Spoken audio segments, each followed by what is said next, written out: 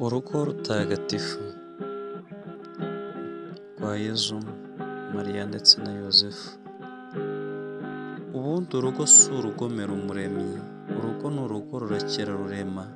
Nta cyiza cyizihira abo rurema yahanze nk'urugo ruzima ruzira kuryana.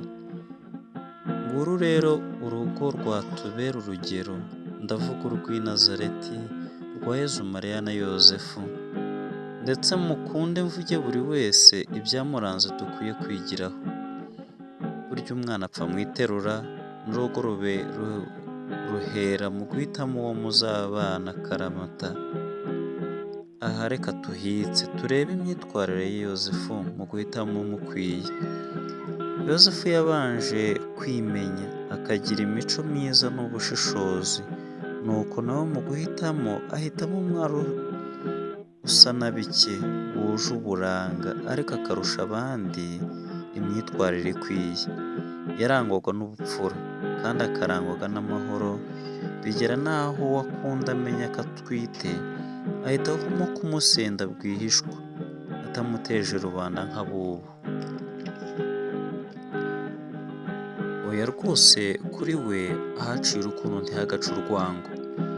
Ngibi byatumye Imana imusanga arota Umuremyi, bityo Uhoraho aba ari we umumenyesha ko akwiye kuba umutware ugomba kurengera umubikira Mariya n'umwana Yezu.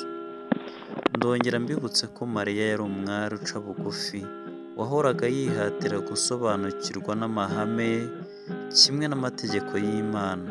Ubundi twese nguko uko twagahisemo nka Yozefu wakunze umwari wabengutswe n'Imana. Nuko Mariya yakatubereye urugero rwo guca bugufi, ibyo yumvise byiza cyangwa bibi akamenya gushyingura ku mutima aho kwishyira hejuru. Ntiyabaye nyamwari uyu wisiga akinogereza ngo abe inkundarubyino, kandi ngo ibyo aba ari byo agira umurimo gusa. Yasamwe nta gicumuro, abyara ataretse kuba isugi, mu gihe abangavu b'ubu bakubwira ko kuba inkumi ukiri isugi byaterwa n'uko wenda ababyeyi bawe baba baroga. Umwari umwangavu bityo ugasanga uwari umwangavu yigize agatebo akakayora ivu, aho ageze bakamusinyara, amaguru akayabangira ingata, nta n'ubushishozi akayamanika, ngo natwita imburagihe arayivanamo, ntakangwe no kwikora mu nda cyangwa kumena amaraso, akumva ari nko gukoropa ahanduye. Umuntu agapfa uhagaze, akagera mu rugo rwe atakiryohewe n'urugo, kubaha bikamubihira, abitewe n'imyitwarire ye itaboneye yagize kuva mu buto bwe. Mariya rero yabaye imbonera, arera Kristu kandi aramukuza, akuza umucunguzi,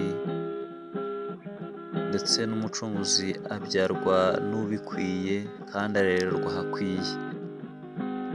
Mu magambo make navuga ko Mariya na Yozefu twabigiraho urugero guhera mu gihe cyo guhitamo uwo muzabana ndetse no kubaka mu budahemuka. Dore icyo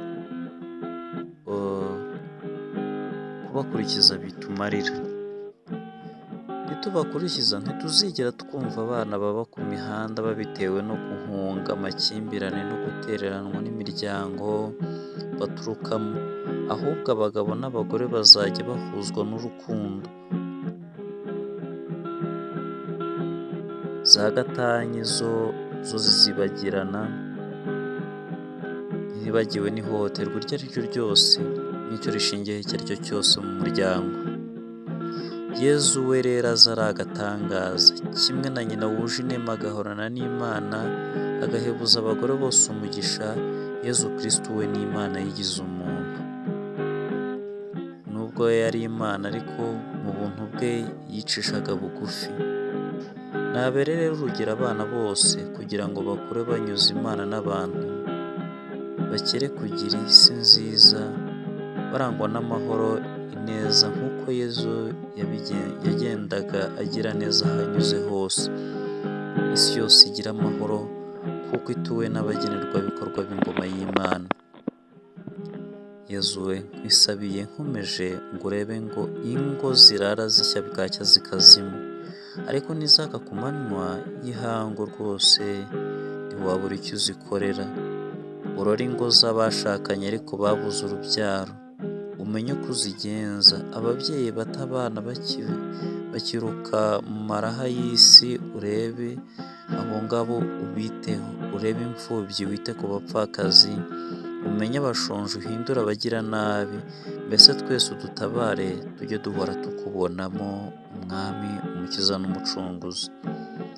Ngindihita Yezu wakayijuka ka serukutsa rwa ruhage rwa bigogwa bya mutu wa muhondo gwa nkwako ya nkwakuzi, isata ishoka bagasamara ibishyika bishyika umutware ku mutima ishyikana ku mubiri ingeri yasumbye inkiko, nyamuca mu gakanga kabari bakagacira icyo ngo mico myiza yahaciye. Hita Yezu Sosthene.